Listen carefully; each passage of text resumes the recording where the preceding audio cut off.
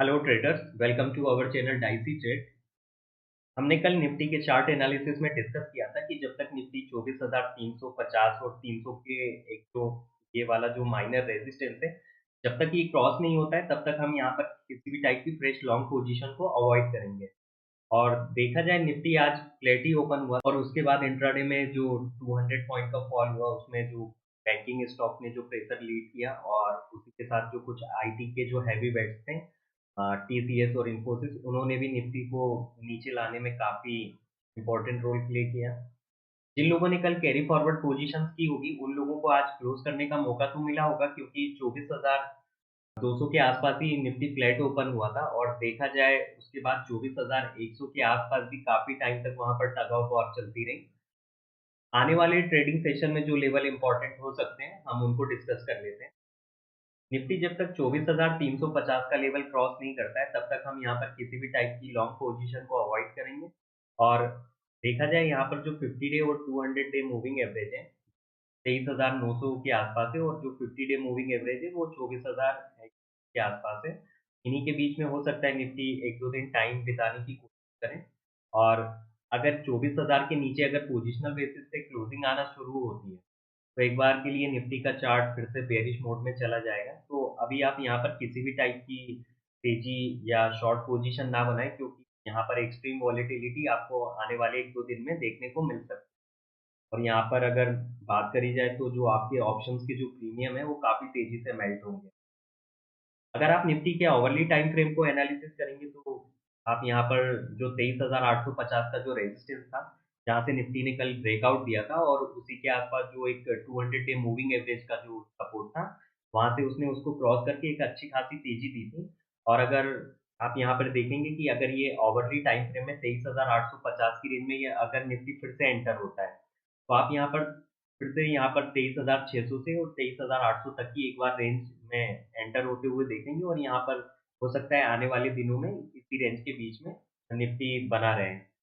और 24,000 के नीचे क्लोज होना निफ्टी के लिए वैसे भी बेयरिश है, लेकिन यहाँ पर भी किसी भी टाइप की एक्सट्रीम शॉर्ट पोजीशन या तेजी की पोजीशन आप ना बनाएं तो काफी अच्छा होगा, क्योंकि यहाँ पर फिर वही 200 डे मूविंग एवरेज का जो सपोर्ट है, जब तक डिसाइसिवली 50 डे और 200 डे मूविंग एवरेज को ब्रेकआउट या ब्रेकडाउन नहीं करता है तब तक यहाँ पर किसी भी टाइप की पोजीशन को अवॉइड ही करें।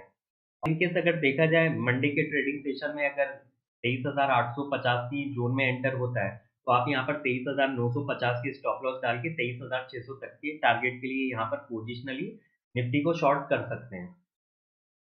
और अगर आप निफ्टी को इंट्राडे में शॉर्ट करने के बारे में सोच रहे हैं तो उसके लिए भी 23,950 तक का ही स्टॉप लॉस रहेगा, क्योंकि उसके एंटर होने के बाद देखा जाए तो यहाँ पर आपको 200-300 पॉइंट का फॉल भी मिल सकता है इंट्राडे में।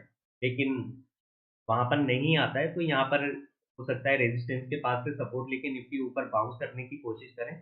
तो यहाँ पर अगर आप छोटे स्टॉप लॉस बार-बार लगाएँगे तो यहाँ पर बार-बार हिट होंगे।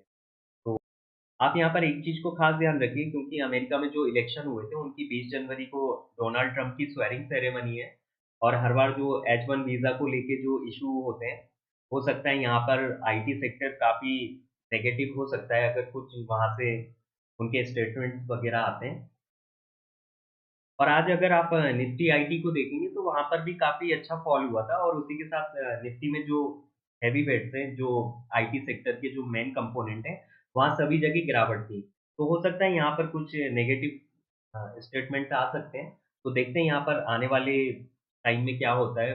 और निफ्टी और बैंक निफ्टी में वीकनेस रहने की जो आज वजह थी, अगर आप डॉलर इंडेक्स को देखेंगे तो ये अपने 2 साल के हाई के आसपास ट्रेड हो रहा है, और ये लगभग ₹109 के आसपास आ चुका है। और कल अगर आप यूएसडी आईएनआर या इंडियन रुपीस को देखेंगे, तो यहाँ पर आप देखेंगे कि इसने पिछले 7-8 दिनों में, जहाँ पे हम 85 पैसा पे जो ट्रेड हो रहे थे, 85 सॉरी 85 रुपीस पे ट्रेड हो रहे थे, और अगर आप आज देखेंगे तो यहाँ पर 85.75 पैसा है।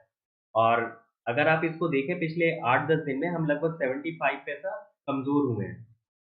और इससे पहले भी हमने अपने लास्ट के कुछ वीडियोस में डॉलर इंडेक्स के बारे में डिस्कस किया था, जब ये 84.50 पैसा के अराउंड था। तो वहाँ से देखा जाए उसके बाद से अगर आप निफ्टी और बैंक निफ्टी के चार्ट को कोरिलेट करके देखेंगे, तो वहाँ पर जब से डॉलर और मजबूत हुआ है या इंडियन रुपीस वीक हुआ है, तो वहाँ पर निफ्टी और बैंक निफ्टी ने भी उतना अच्छा परफॉर्म नहीं किया है पिछले 1-2 महीने से देखा जाए।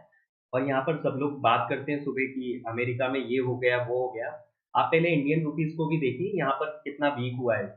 और अगर आपकी खुद की currency day to day basis पे इतनी वीक होगी, तो आप कितना ही अच्छा एफर्ट मार लीजिए, चाहे आप कितना ही अच्छा कंज़म्पशन डेटा ले आइए, चाहे आप जीडीपी डेटा ले आइए, उससे कुछ होने वाला है नहीं। आप डॉलर इंडेक्स को देखेंगे तो जो अभी ₹108.90 के आसपास चल रहा है, और अगर इसने जो कल का हाई बनाया था ₹109.50 के आसपास, अगर ये क्रॉस होता है ₹109.50, तो आप यहाँ पर डॉलर इंडेक्स को 113 और 115 तक जाते हुए देख सकते हैं आने वाले 1-2 महीने में।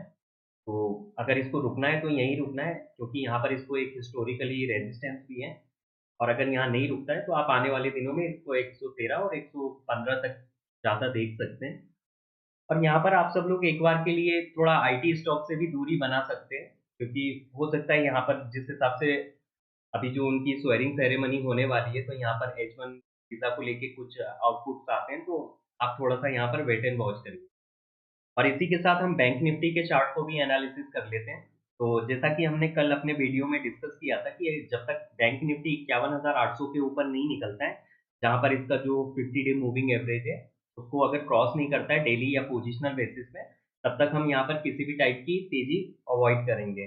और देखा जाए, हमने जो कल डिस्कस किया था, वहाँ से लगभग मूविंग एवरेज भी लगभग पास में ही था, तो इसीलिए हमने यहाँ पर किसी भी टाइप की मंदी करने के बारे में आपको नहीं बताया था। और देखा जाए, बैंक निफ्टी अपनी पुरानी रेंज में एंटर हो चुका है। हालाँकि इसने कल के दिन अपना जो रेजिस्टेंस था 51,200 का, उसको क्रॉस किया था, लेकिन देखा जाए उसके बिलो आके ये फिर से क्लोज़ हो गया, और ये जो पिछले काफ़ी टाइम से जो एक ट्रेडिंग रेंज बनी हुई थी 50,400 से लेके 51,200 तक की, अब ये उसी ज़ोन में फिर से एंटर हो चुका है। तो यहाँ पर भी अगर आप देखेंगे तो यहाँ पर कुछ ज़्यादा ख़ास करने के लिए है नहीं, और अगर आप यहाँ पर बार-बार ट्रेड लेने की कोशिश करेंगे तो आपके जो ऑप्शंस शेयर्स के जो प्रीमियम है वो पूरी तरीके से मेल्ट ही होंगे।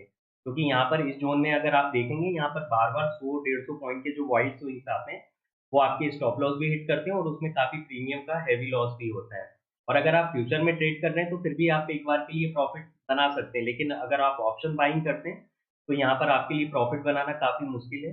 तो बेहतर यही होगा, जब 51,800 का लेवल पोजिशनल बेसिस पे क्रॉस होता है, तब आप यहाँ पर एक फ्रेश लॉन्ग के लिए जा सकते हैं। और अगर हम बैंक निफ्टी में इंट्राडे लेवल्स के बारे में डिस्कस करें, तो यहाँ पर जो 51,200 का एक जो रेजिस्टेंस बार-बार इसको फेस करना पड़ता है, तो आप यहाँ पर स्टॉप लॉस पुट करके 50,600 तक के लिए यहाँ पर इंट्राडे में एक शॉर्ट पोजीशन क्रिएट कर सकते हैं। और यहाँ पर आप किसी भी स्टॉक या किसी भी इंडेक्स को डेली, आवरली या किसी भी टाइम फ्रेम में एनालिसिस करने की कोशिश करेंगे, तो यहाँ पर ज़्यादा कुछ एनालिसिस करने का सेंस नहीं है, क्योंकि देखा जाए, अगर आपको डेली बेसिस पे जो लेवल्स हैं, अगर आपको क्लियरली समझ में आ रहे हैं, तो यहाँ पर आप 15 मिनट, 5 मिनट का एनालिसिस करके कुछ भी यहाँ पर नहीं समझ पाएँगे।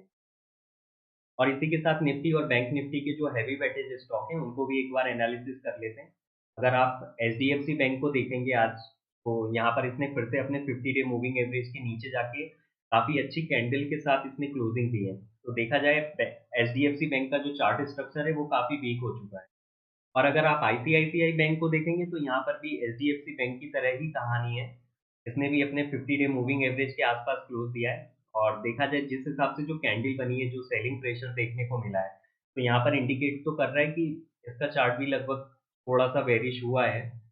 अगर आप एक्सिस बैंक के चार्ट को देखेंगे, तो यहाँ पर हमने कल भी डिस्कस किया था कि यहाँ पर कुछ नेगेटिव है नहीं, और हो सकता है ये आने वाले दिनों में चॉपी ट्रेड ही करें। तो यहाँ पर कुछ ऐसा ख़ास बताने के लिए है नहीं।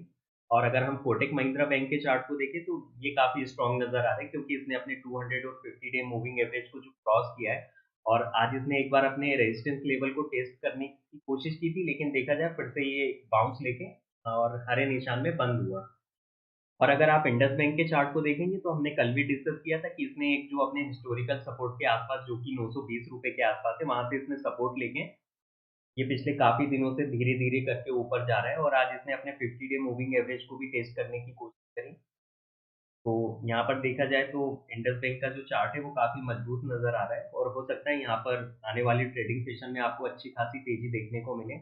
और अगर आप यहाँ पर एसबीआई के चार्ट को देखेंगे, तो यहाँ पे कोई इम्प्रूवमेंट नहीं है। ये स्टिल अपने 200 और 50 डे मूविंग एवरेज को तोड़ के उनके नीचे अच्छी खासी कैंडल बना के ये ट्रेड कर रहा है। तो देखा जाए, यहाँ पर जो हमारी एक शॉर्ट ट्रेड भी थी, यहाँ पर उसके स्टॉप लॉस हिट हो गए थे। लेकिन देखा जाए, स्टॉप लॉस हिट होने के बाद यहाँ पर के बाद भी कुछ ऐसा खास हुआ नहीं है। तो देखते हैं आने वाले ट्रेडिंग सेशंस में क्या होता है।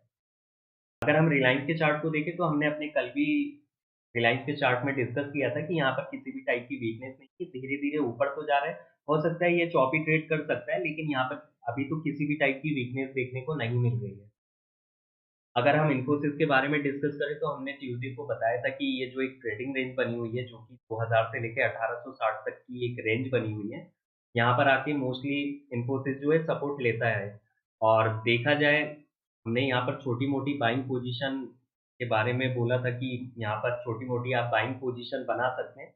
और जिन लोगों ने यहाँ पर अगर बाइंग पोजीशन बनाई होगी, तो उनको देखा जाए कल के ट्रेडिंग सेशन में काफ़ी अच्छा प्रॉफिट हुआ होगा।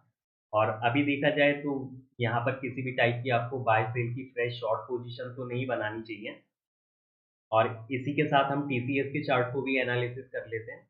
तो यहाँ पर देखा जाए, हमने कल भी डिस्कस किया था कि एक दिन 40 पॉइंट ऊपर जाता है और अगले ही दिन नीचे आ जाता है, तो यहाँ पर किसी भी टाइप की आप बाय सेल को अवॉइड करें। और थोड़े टाइम तक आप आईटी स्टॉक से दूरी बनाकर रखें तो ज़्यादा अच्छा होगा। रीज़न के बारे में हम डिस्कस कर ही चुके हैं। और अगर आपको वीडियो अच्छा लगा हो तो लाइक शेयर करें और चैनल को सब्सक्राइब करें। Thanks for watching.